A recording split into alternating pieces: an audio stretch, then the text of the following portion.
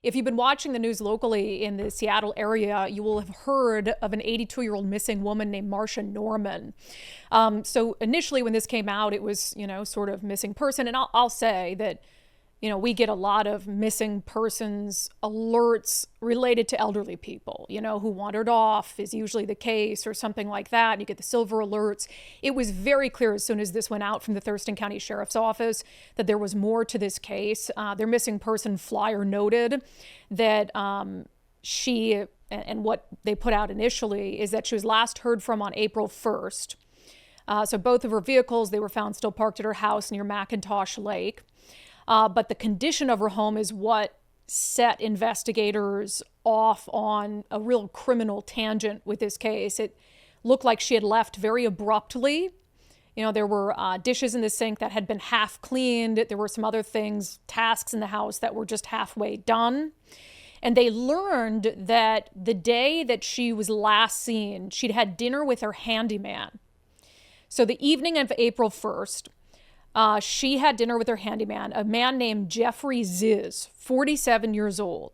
So as they start assessing the scene, assessing where she was and who she was last with, they started to realize that this was a very serious situation, and that this 82-year-old woman, Marcia Norman, might have been met with foul play. And frankly, I think, given the preponderance of what I'm about to tell you about this handyman, Jeffrey Ziz, you'll understand why investigators were so worried so quickly, that this wasn't your sort of run-of-the-mill elderly person who'd maybe wandered off or didn't know where they were.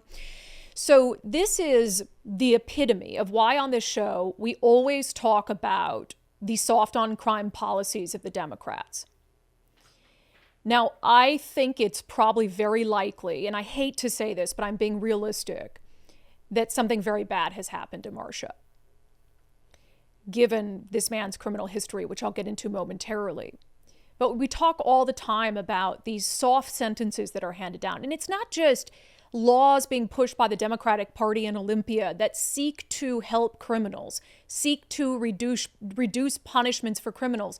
I mean, hell, they introduced a bill this year that would have lowered punishments for predators who seek out children for sex online, okay? That's the mindset here of what we're working with in Olympia. And then you've got these cases that go to soft-on-crime prosecutors that are sentenced by soft-on-crime judges, where you have individuals who can commit the most heinous of heinous offenses and be back out on our streets in a matter of months to re-victimize people. So one of the reasons detectives in this case were so concerned early on is because Jeffrey Ziz is a convicted child molester. Not a convicted child molester from 10 years ago, or even, 5 years ago. He had a very recent public case where he was in the news for molesting children. This is an article from the Olympian in 2021. The headline, "Former Lacey pastor charged with sexual assault crimes pleads not guilty," although that headline is awful because we're talking about child victims here. So at the time he was 44 years old, he was former pastor at a church in Lacey, and he was charged with crimes pertaining to sexual assault of his own children. He had pled guilty at the time to 9 different crimes when he was arraigned in November of 2021, including first-degree incest, first-degree rape of a child, first-degree child molestation, second-degree rape of a child, second-degree child molestation, third-degree rape of a child, 2 counts third-degree child molestation, and second-degree attempted rape. According to court documents from this case, he admitted to law enforcement to numerous sexual assaults involving children connected to his family over the period of several years. What do you think the punishment should be for a crime like that? What would any sane person think? This is an article from November of 2021. Any sane person would believe, and rightfully so, that Jeffrey Ziz is still incarcerated, right? Incest, rape of a child, child molestation. Any sane, rational person would say he's still incarcerated. You'd, of course, be wrong, because we now know he's connected to this missing persons case. And not only is he no longer incarcerated, but he's not incarcerated still by a long shot. We looked into the court records on this today.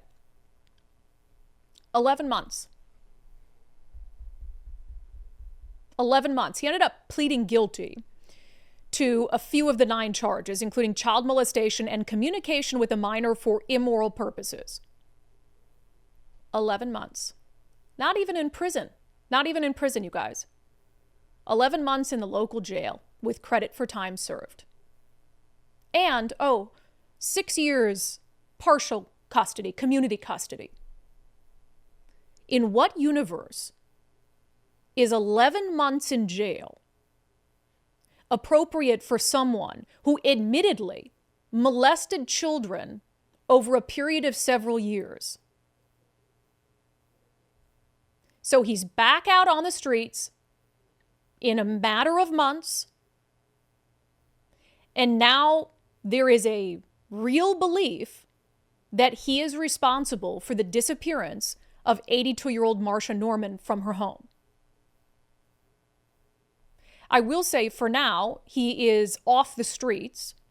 So the way that I understand that this happened is they put out an alert saying, hey, this is a person of interest. And he was picked up in Montana on warrants related to, again, my interpretation of the documents that I saw, related to violations of the condition of his release on that community custody, that 6 years post-release community custody. So if he's willing to, and he hasn't been arrested on this case yet, he's still a person of interest, but he's behind bars in Montana, awaiting extradition to Washington State for the violation of the conditions of his release. And look, I hope this 82-year-old woman is found safe somewhere.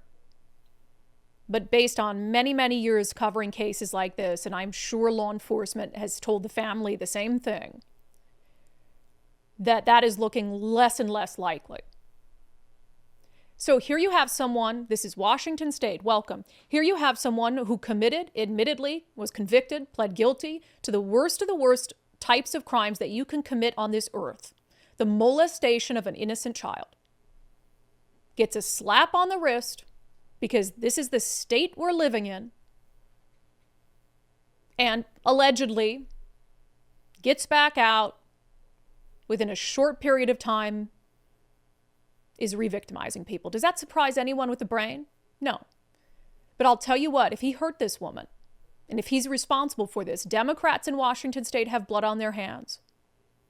Anybody who is involved in the decision to give him 11 months in jail for the crimes he committed has blood on their hands.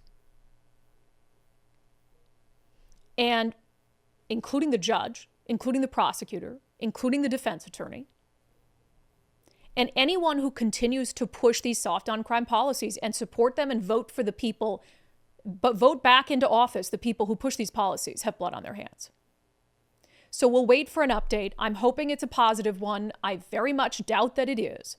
But in no universe should Jeffrey Ziz have been out of jail working as a handyman for an elderly woman. Absolutely heartbreaking. Absolutely heartbreaking.